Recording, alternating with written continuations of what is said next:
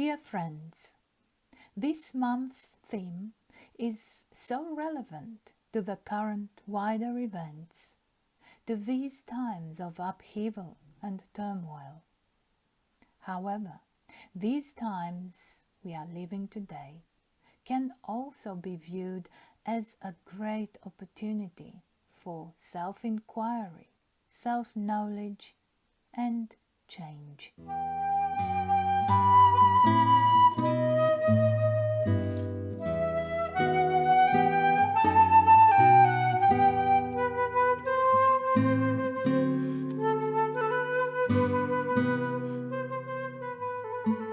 Our planet is entering the energetic vibrational influences associated with the Aquarian era, which is pouring over us the waters of revelation, cleansing and renewal, and greatly accelerating all possibilities for a new approach to the meaning of life. Where are we now? Who are we? What are we doing here on Earth? And where are we heading to? Such paradoxically simple but profound questions have always pushed humanity throughout the ages towards uncovering a deeper understanding of our place in the universe. What is the connection between humanity, microcosm, cosmos, and nature, and the macrocosm? There exists an interconnectedness in all of creation, and on closer inspection we can discern the fingerprint of God, the source, in everything. The Sufi mystic Rumi chose to express this notion as follows: God sleeps in rocks, dreams in plants, moves in animals, and awakens in humans. Man has all the vehicles necessary in this nature to become self-aware: a physical body, an etheric or energy body that enlivens the physical body, a so-called astral body, or the body of desires and emotions, and a mental body that distinguishes and individualizes us from the animal kingdom. As human beings, we are given a great possibility by having all the necessary physical and more subtle vehicles for regaining a consciousness capable of grasping this sense of great unity. A unity which has never been entirely forgotten. But how do we remove the barriers from our awareness? Barriers that we have been encouraged to substitute for this beautiful vision of unity. Nature could be used as a mirror of our present state of consciousness, and we can see ourselves reflected in it. We are one with nature and the cosmos. Just as each organ in our body affects the whole, so do we affect our planet Earth in a very special way. Humanity is in turmoil, and since we are one with nature and the cosmos, with Earth, so are they in turmoil.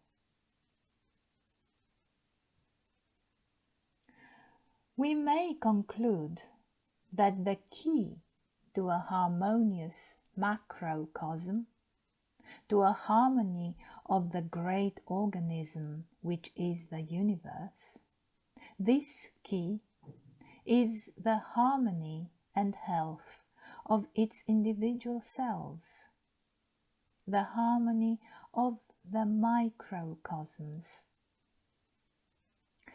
As Lao Tzu from the 6th century before Christ wisely put it, if you want to eliminate the suffering in the world, then eliminate all that is dark and negative in yourself. Truly, the greatest gift you have to give is that of your own self-transformation. Given the situation outlined, we could then ask, how do we find this harmony and balance? We want to propose that the key is in the fundamental soul quality, active in the individual state of consciousness. And this is the theme we would like to take up now, in this particular presentation, and then afterwards delve deeper to explore its aspects with you. Let us then see what is this proposition of self-transformation from the Golden Rosy Cross, and what would the process involve when moving from a state of turmoil to one of inner peace, hence from fear to love, from separation to unity.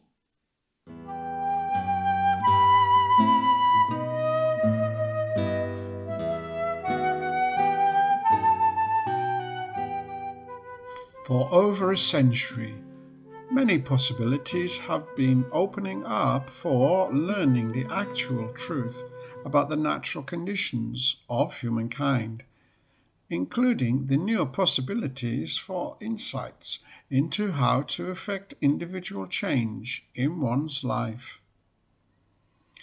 By contrast, this is ever more than was offered by traditional collective belief systems or by natural religions, the latter having long since reached any potential or value they may have had for supplying any solutions for this. They are completely unable to account for what it is that now stirs in the changing human consciousness seen in societies worldwide, regardless of culture. People strive to find solutions to questions capable of satisfying the profound new yearning for authentic truth that is being stirred by the increasing influences of the Aquarian era to which the Earth in general is now being subjected. At the same time, however, it is clear that there are rising levels of fear which are affecting the chakra system in man, particularly the second chakra.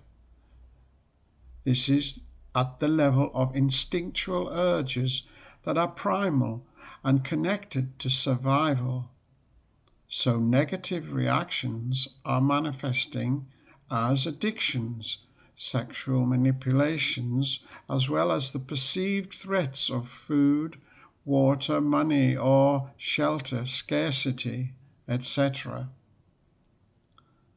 Through the controlling influence of the energy fields to which man in the mass is exposed, through news and media exploits, conditions of chaotic frenzy, or the pushing for desired outcomes in mass popular opinion, this is creating an atmosphere where false leaders or prophets for the masses are able to sway humankind to either trust or be a scapegoat for the problem.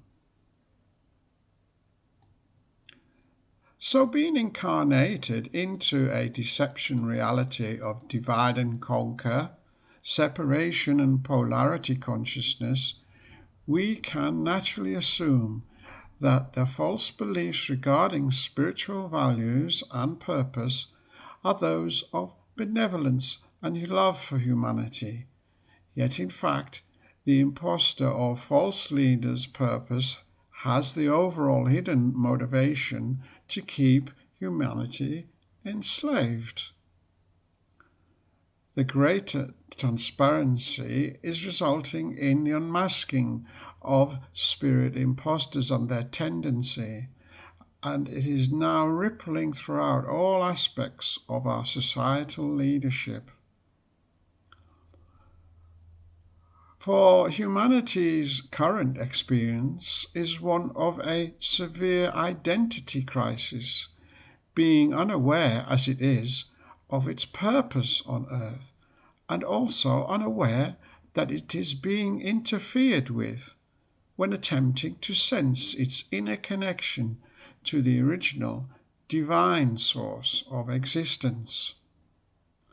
So it is convinced that it is free, whereas the consciousness is really enslaved and therefore unable to learn of its true spiritual identity, having no personal faith to be able to see the authentic truth. What hinders humankind in making a breakthrough from this web of inertia is the common mentality, formed partly by the brain thinking. This cannot function independently from the unrecognized forces that maintain a rigid status quo and from which the personality is given little opportunity to break free. Jan van Reichenbach confirms this in a description from the Egyptian Archgnosis Part 1 as follows. There is a close relationship between the different aspects and forces of the astral sphere on the one hand and the human personality on the other. When the personality is fully grown, it possesses a mentality entirely in agreement with the nature of the brain cells, with that of the Lipika, being the magnetic system of the microcosm, and the link to the astral sphere of the ordinary nature. One could say that the astral sphere and, or more particularly, some of its forces or aeons control human thought. The effect of this hindrance is also extended to the capability for independence of action. As von Reichenbach says, it is always the thought that defines our desire or will.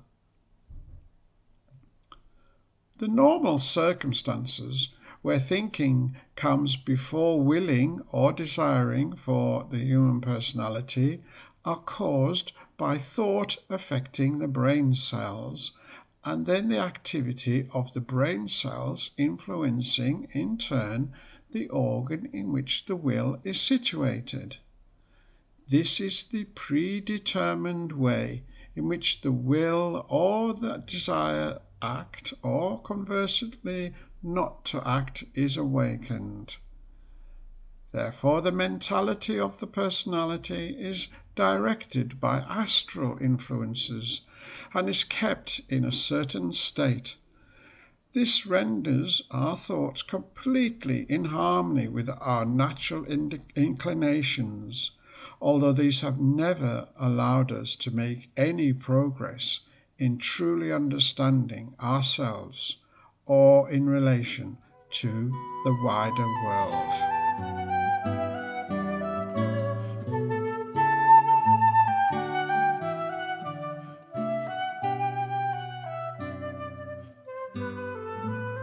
Dear friends, how can we experience the inner peace that will supplant our existential inner conflict? When looking at the natural world with its apparently destabilized quality of life, could it be said to provide a reflection of mankind's current state of being and struggle of consciousness. Would this apparent stress and fragility not then act as a motivating and guiding compass to lead us from a world now showing its underlying tendency towards cycles of disorder and breakdown? Because when using this fact as a stimulus, we mightn't seek release from this unrelenting change as the basis for our temporal earthly circumstances. So instead, we might look for the path of return that can lead our lost and potentially spiritual microcosm back to its origin, the immovable realm outside our time, spatial place of existence. Such a journey of soul development could only be undertaken through a process of inner discovery and transformation, and would involve reestablishing our conscious inner rapport with the developing other one within us, the voice of the silence. To do this would need an alignment of our attitude to life with the soul perspective needed to uncover a truth revealing itself within, but also being from beyond our daily circumstances. This allows us to distance ourselves from the rising conflict and crisis that is being stirred up within the collective consciousness of humankind. Instead, within our own lives, we would find those needed opportunities where we confront ourselves and our fears. These act like shadows to the shining divine light when its task is unrecognized in bringing the masking to this deceptive reality by which mankind lives. Self-knowledge can be obtained when we start on a path of true spiritual seeking, and that over time shows us that by creating a space and silence reveals how our consciousness keeps us bound to the sensorially experienced world of matter.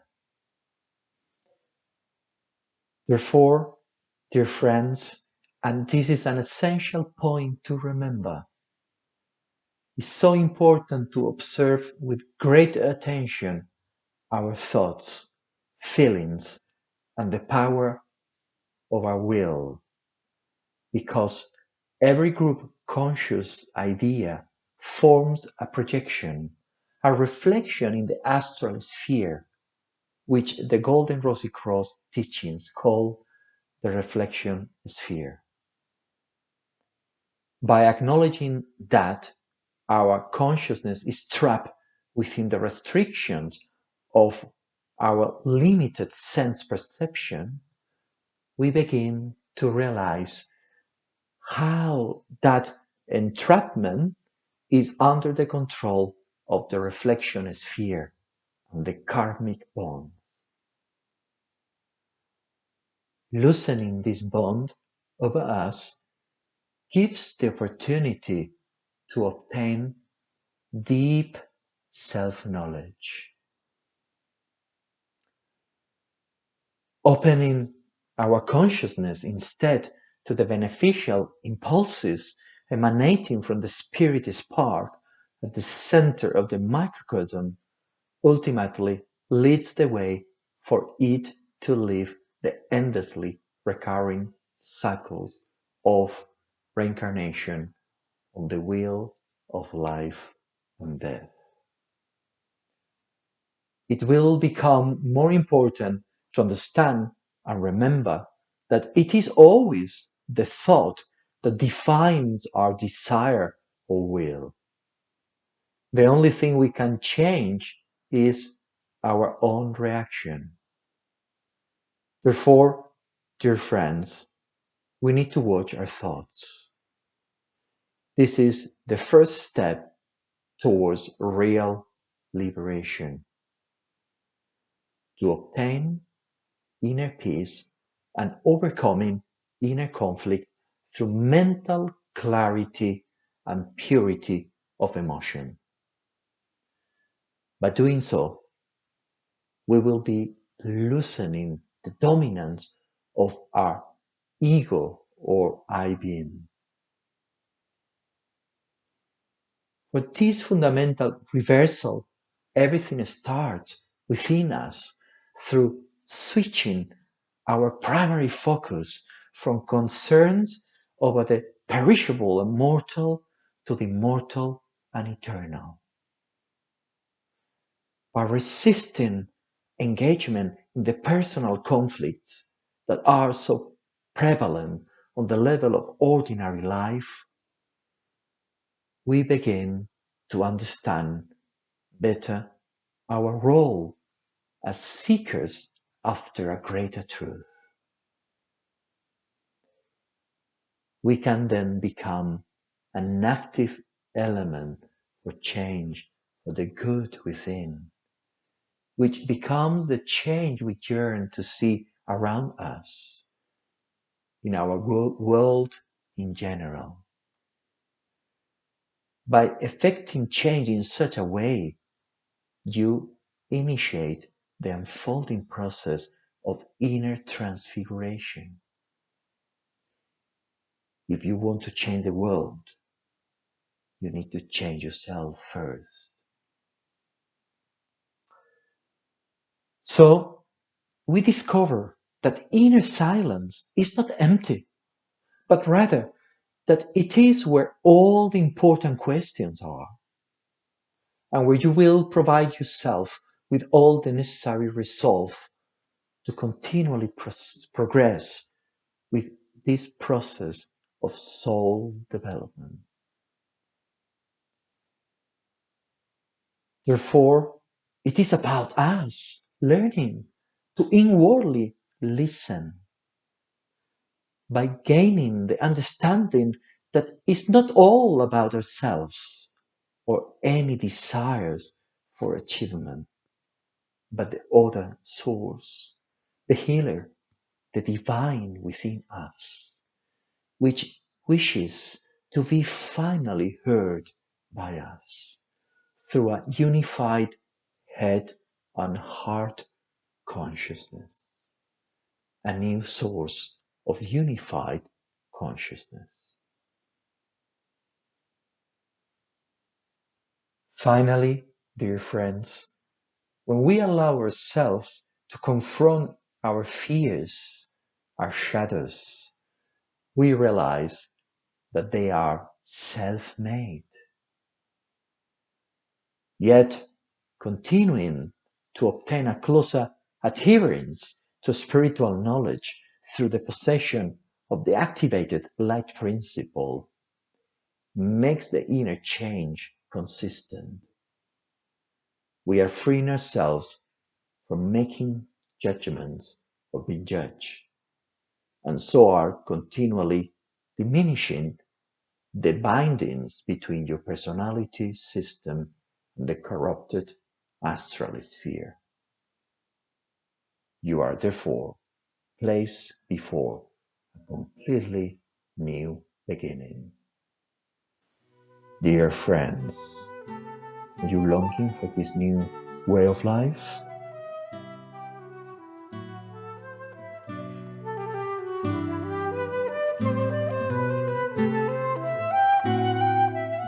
Thank you for listening, and we hope you enjoyed it.